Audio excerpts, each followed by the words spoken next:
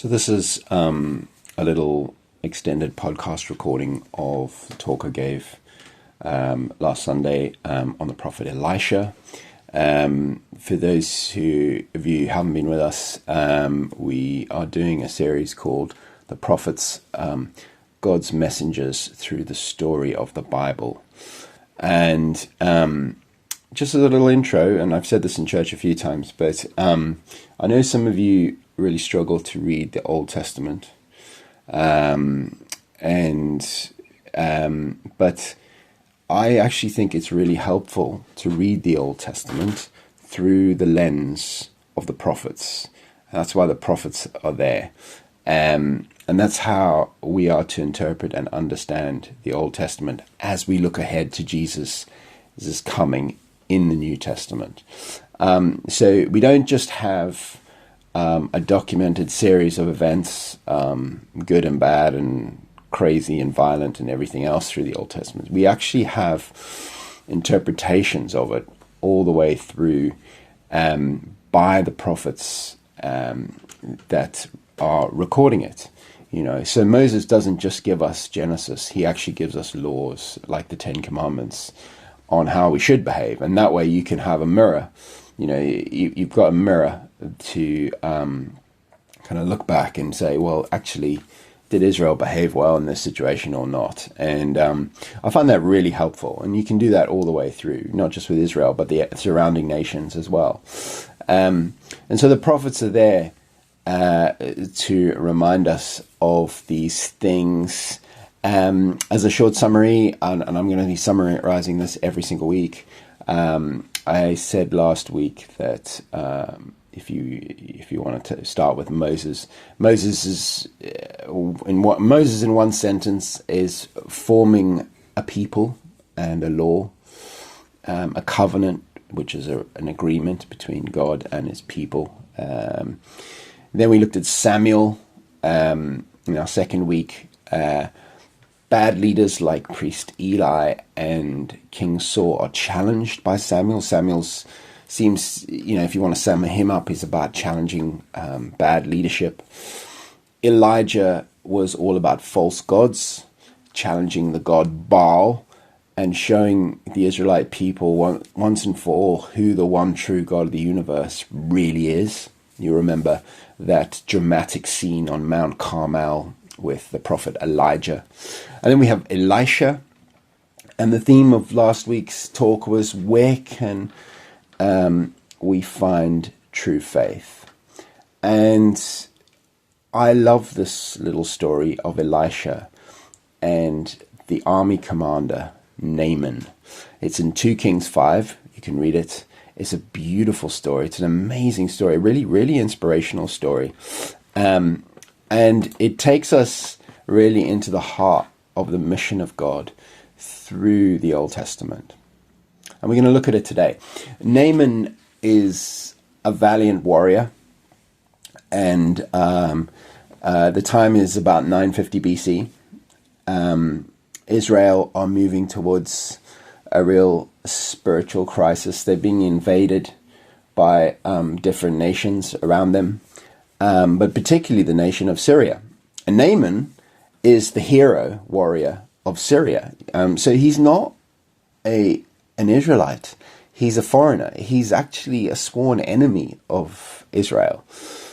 And he's powerful. He's rich. He's successful. He has letters from the kings to say how glorious and wonderful he is. He's a man to be feared. He's a man used to giving orders. He's a man used to getting his own way. But something happens in his life that will completely flip all of that on its head. Naaman gets leprosy. Now, if you're an Israelite and you hear that your sworn enemy gets leprosy, you're probably jumping up and down going, yeah, wonderful. Well done, God. Justice is done. Yeah. But that's not how the story unfolds. Naaman doesn't know what to do. And in his household is a young girl who was taken captive from Israel. She's an Israelite. She's an Israelite slave.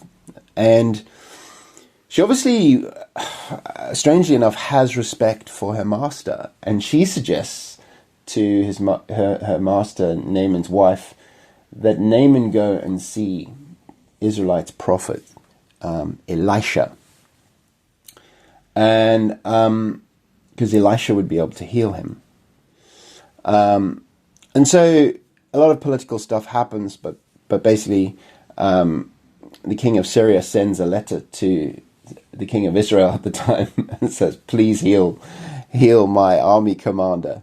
And of course that puts the king under loads of pressure, and the king doesn't know what to do. You know, this is your enemy. The king doesn't know how to heal leprosy. So he tears his robes in fear and falls to the ground. Anyway, Elisha hears about this and says to the king of Israel, you know, why are you tearing your robe? Why are you getting so freaked out about this? You know, if you send Naaman to me, I'll sort him out. So anyway, this gets back to Naaman in Syria. Naaman decides, okay, he's going to go and see this prophet Elisha, this foreign prophet Elisha. And he sets off with this massive entourage of, you know, chariots and all his wealth. He wants to impress. You know, this is how Naaman does things. This is the language that he speaks, and he wants to impress. And his slaves and his horses and his chariots and everything, they all set off and they go to Elisha's house. But interestingly, Elisha doesn't even bother to come out of the house. He just sends his servant down with a message for Naaman. And he says, you know, just go and wash yourself in the Jordan 7 times. This is a huge letdown for Naaman. You know, as I said, Naaman is used to people receiving him with respect and honor. Elisha doesn't even bother to come out of his house. You know, just go and wash yourself. Just cheers, buddy. Go off and just wash yourself in the Jordan 7 times. And Naaman's quite angry. He gets really angry about this. You know, it's like, where is this? Who does this silly little prophet think he is? You know, and what kind of, you know, he has this dialogue with his servant, you know, in 2 Kings 5, and he says, well, you know, there are plenty of bigger rivers in the Middle East. You know, why the Jordan? The Jordan's just a piddly little river. You know, why go? I could have gone and washed myself, and you know, there's tons of other rivers that are better than the Jordan. Anyway. But again, we see wisdom coming from small, unlikely places in his servant. You know, we saw the wisdom coming from this Israelite servant in the household. And then secondly, we see wisdom coming again from Naaman's servant. And the servant says to Naaman, look, why don't you just go and do it? Why don't you just go and wash yourself in the Jordan? And just see, I mean, what have you really got to lose? But this would have been a humiliating thing, you know, because the Jordan, as I said, is a piddly little river. This army commander would have had to strip himself down naked and get into the river with all these onlookers looking at him. What is this well-known hero army commander doing? He's naked in the piddly little river. You know, it's a real road to humble pie for Naaman. But I think he's just at a point where he's so desperate, he'll try anything. So they all go, and he washes himself in the Jordan 7 times, and he is clean, he is cleansed and healed of his leprosy, completely healed. And they say, you know, his skin became like a newborn baby's. Wow. You know, everyone would have seen that in the most dramatic way, like, wow. Naaman is humbled and lifted. You know, he would just be in a completely new place. You know, all that power and wealth and pomp and ceremony and everything else would have sort of fizzled out the window, because he is just humbled but overjoyed at the power of God. And we see this because Naaman comes back and he goes back to the house of Elisha, and this time he does meet Elisha, but he says, you know, he just says, now I know that there is no God in all the world except in Israel. So please accept a gift from your servant. and he is humbled. I mean, he still comes back with all his entourage and his wealth and everything, but he's seen something new.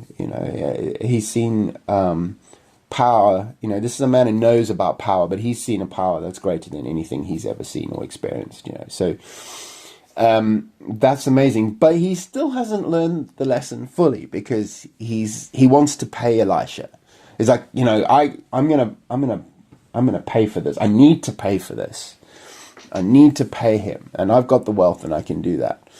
And so, please accept a gift from your servant. So he's humble, but he still thinks he can use his wealth in the kingdom of God. And we're reminded of, a fascinating lesson that will recur all the way through the Bible.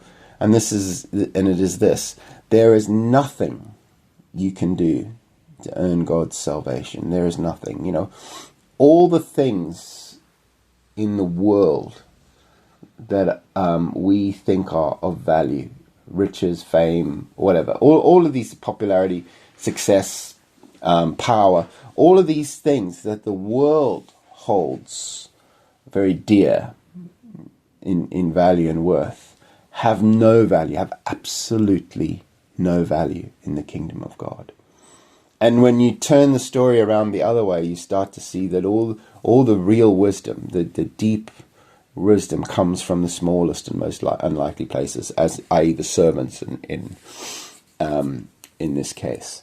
But it's a beautiful story, because Naaman begins to realize this, but the final part of that lesson is that Elisha's, I don't need your money, mate. I don't need your money. I don't need what you've got. This is a free gift from God.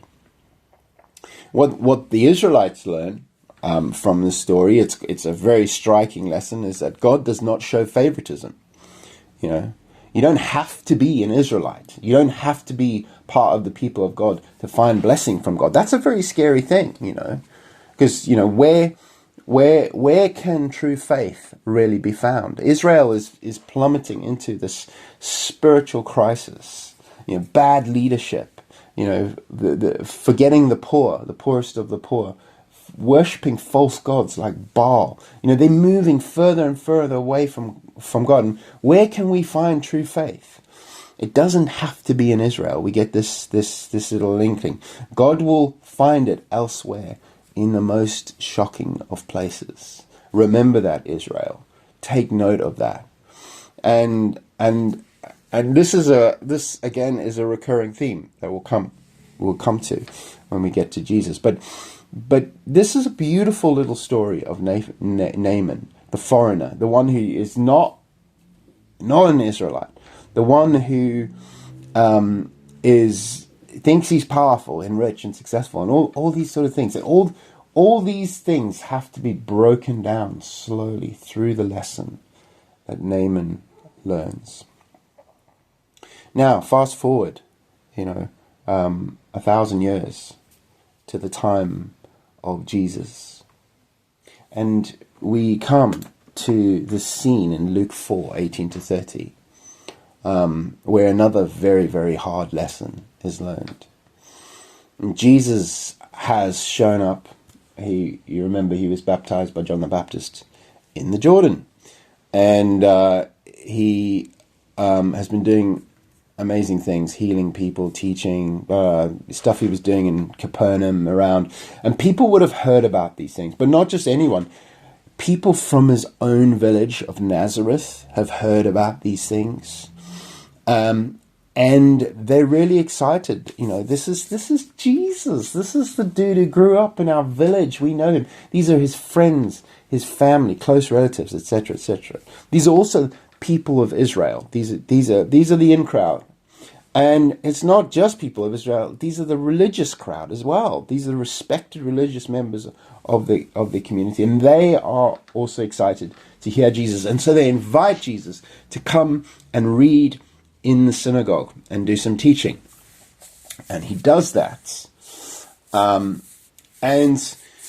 he picks up the scroll of Isaiah chapter 61, and he reads it. The Spirit of the Lord is upon me, because he has anointed me to proclaim good news to the poor. So everyone's going, wow, this is a sermon about good news. And he reads through that bit of Isaiah 61 all the way through, and then he rolls up the scroll, gives it back to the attendant, and he sits down. And then he says these alarming words. He says, today, this prophecy is fulfilled in your presence. And he's saying two things there, okay? Number one, he's saying that I'm the one that Isaiah has been talking about. I'm the Messiah. I'm the one that is to come. But secondly, which is a very striking message, which will gradually become apparent to these people the longer they sit in that synagogue. And it's this, is that when Isaiah wrote that stuff, it was a time of crisis, of spiritual crisis in Israel. So by reading that part of the passage out, Jesus is also saying, this time now, guys, is a time of spiritual crisis. And then he goes on to tell the stories, these stories of Elijah and Elisha, but particularly the one of Naaman. And it's a very, very striking story. And remember what we learnt with Naaman. Where there is little faith in Israel, God will find it elsewhere in the most shocking places. If you want to rewind to Luke chapter 3, that's exactly what John the Baptist is saying. The axe is at the root of the tree, guys. Don't think just because you are people of Abraham that God is going to save you. People are saved not through bloodline. They're saved through true faith. God does not show favoritism, and there is nothing you can do to earn God's salvation. This is what Jesus is getting at when he's reading the scroll in the synagogue, and it's not a comforting message. Initially, they're amazed that this is Jesus. This is one of our own. Isn't he wonderful? Our own son. Blah blah blah. Perform a miracle, Jesus. We want to see this full thing. And surely we're entitled to a blessing because we're the people of Israel. We're friends and family of the Messiah, and we're respected religious members of the community. Jesus says, you're not going to get any of those things. If you're going to think you're entitled to these things, you won't get any of these things. And remember, guys, where true faith was found at the time of Naaman. Remember Naaman. The guy wasn't even an Israelite. Remember how far away from God he was, and God found him. Oof. And of course, that doesn't make those people in the synagogue very happy. And of course, we see at the end of this passage, Luke 4, 18 to 30, that they try and kill Jesus. They try and take him to the brow of a high hill and throw him off, but he escapes. And what Jesus has just done in that synagogue is he has exposed this spiritual deficit in all those people. And you'll see later on that this is the theme of Jesus' whole ministry, right the way through the Gospels. He comes for all the people who would never be invited into that synagogue. The foreigners, the Samaritan woman, the Syrophoenician woman, the Roman soldier, etc., etc. But then also the tax collector, the fisherman, those struggling with leprosy, those struggling with a blood disease, all the people who would never in a million years get invited into the synagogue are the ones that Jesus goes out to. And the question we're then left with is, what about those in the synagogue? Will they actually repent? Will they actually humble themselves and find true faith in God? And you later on in you're thinking about the story of Nicodemus, and and those guys, just on the edge of the mission of Jesus.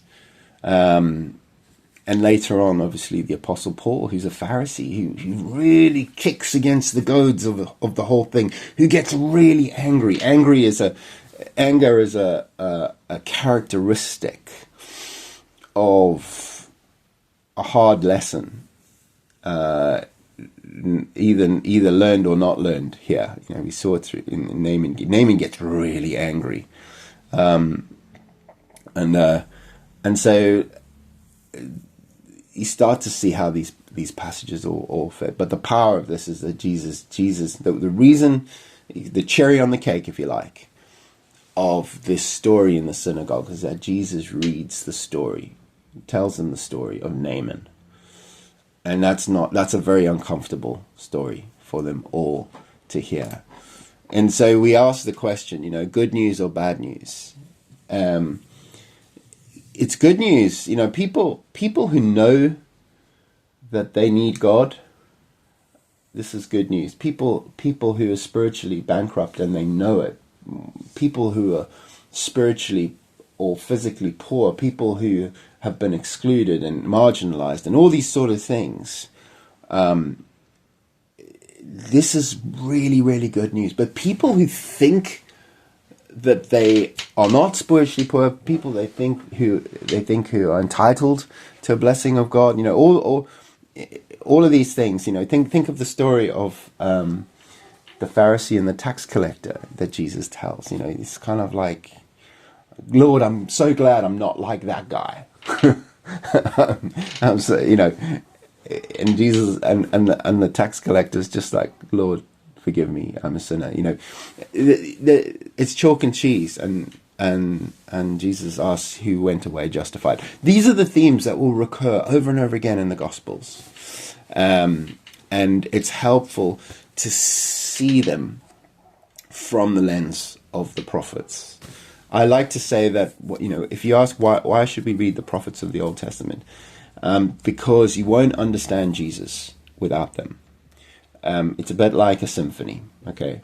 If you go and you see a symphony with a big orchestra, if you just read the Gospels without reading the Old Testament and through the lens of the prophets, you're seeing the final act, the climax, if you like, of the symphony. And it's great, and the symphony's fine and everything else. But if you actually want to experience the full power of that symphony, you want to go and see every single movement from the beginning.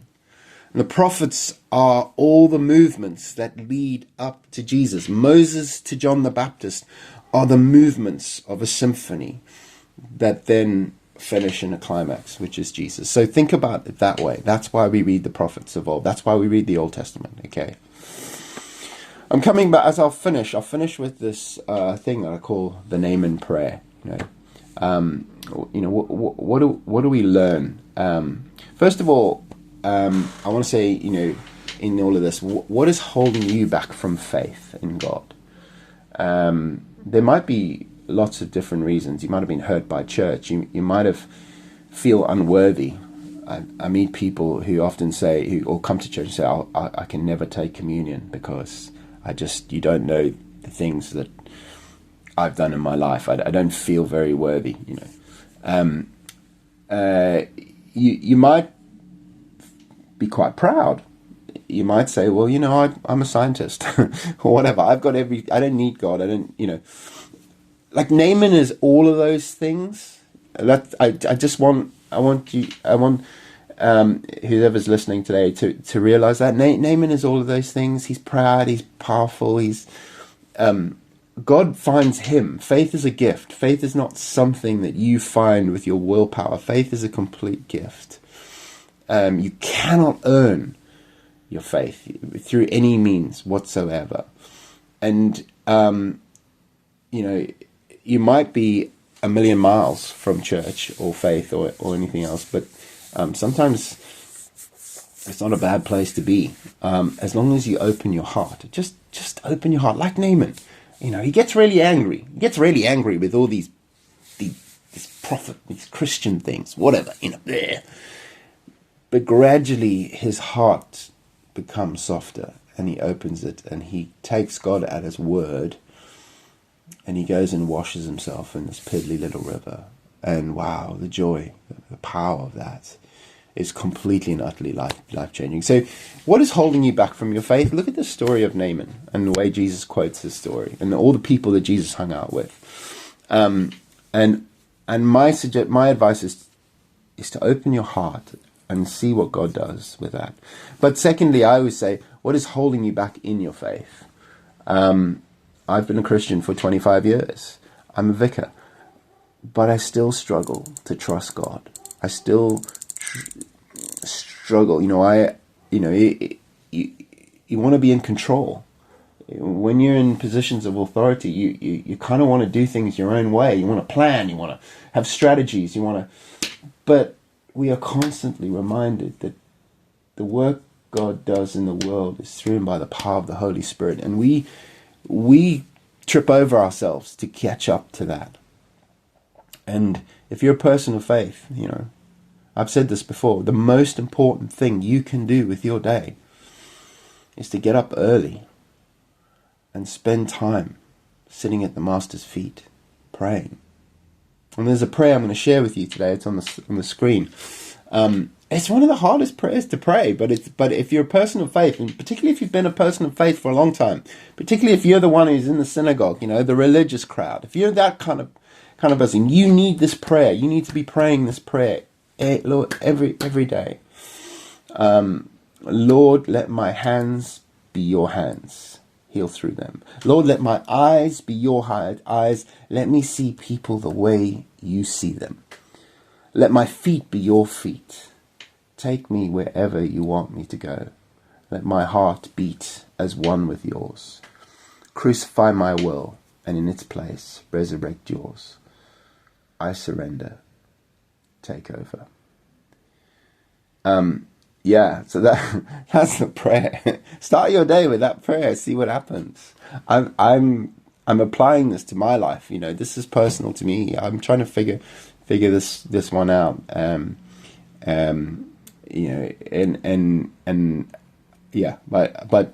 read the Bible and read it through the lens of the prophets. Thanks for listening. See you next week.